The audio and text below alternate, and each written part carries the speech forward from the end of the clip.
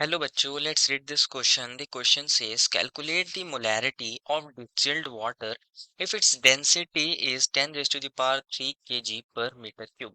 बच्चों हमें यहाँ डिस्टिल्ड वाटर की मोलैरिटी निकालने को कहा गया है और हमें डेंसिटी दी है डिस्टिल्ड वाटर की 10 की पावर 3 kg पर मीटर क्यूब।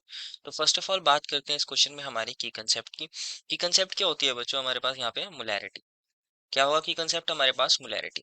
मोलैरिटी एक कंसंट्रेशन टर्म होती है और इसका फॉर्मूला होता है number of moles of solute. Moles कितने? Number of moles of solute upon volume of solution in litre.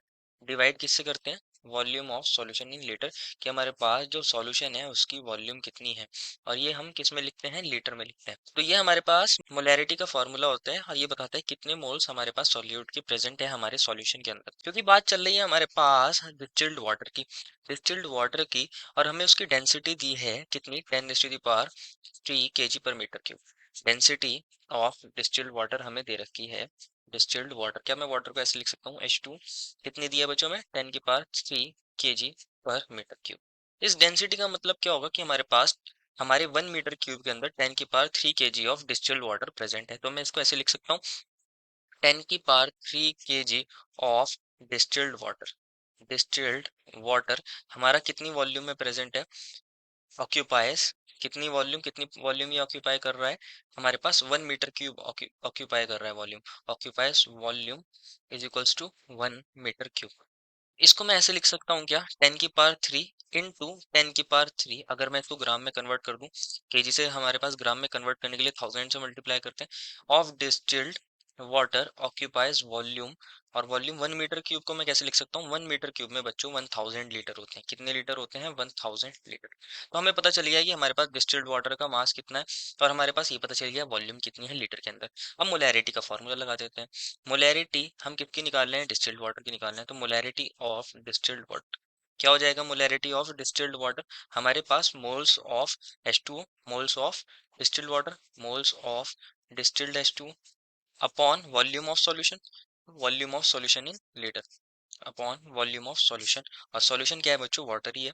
तो volume of water, volume of H2, ऐसे लिख सकते हैं। तो हमारे पास मोल्स का फॉर्मूला क्या होता है? Given weight upon molar weight. Given weight upon molar weight. Given weight किसका है? H2 का, और मोलर वेट भी किसका है बच्चों? H2 का है मोलर वेट। और हम डिवाइड कर रहे हैं इसको किससे बच्चों? वॉल्यूम ऑफ H2O से, वॉल्यूम ऑफ H2O से। हमारे पास गिवन वेट कितना होगा बच्चों? हमें अभी देखा था 10 की पावर 3 इंटू 10 की पावर 3 ग्राम आया था हमारे पास, तो इसको लिख सकते हैं 10 की पावर 6 ग्राम।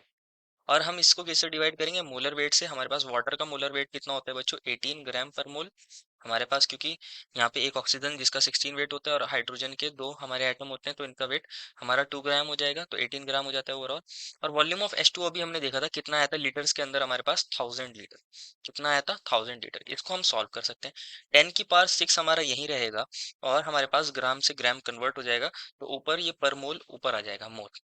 और हमारे पास यहाँ 18 था, और यहाँ हमारे पास 1000 लीटर को मैं ऐसे लिख सकता हूँ 10 की पावर 3 लीटर। तो हमारे पास 10 की पावर 3 है नीचे, और ऊपर हमारे पास 10 की पावर 6 था, तो 6 में से ऊपर जाके पावर माइनस हो जाएगी। तो 10 की पावर 6 माइनस 3 कितना बजाएगा? 10 की पावर 3 अपॉन 18 मोल पर लीटर। और 10 की पावर 3 क्या होता है? 1000 अपॉन 18 हो जाएगा ये, 1000 अपॉन 18। यह आ जाएगा सॉल्व करके 55.5 मोल पर लीटर। ये हमारे पास क्या आ जाएगी? मोलैरिटी आ जाएगी हमारी डिस्टिल्ड वाटर की।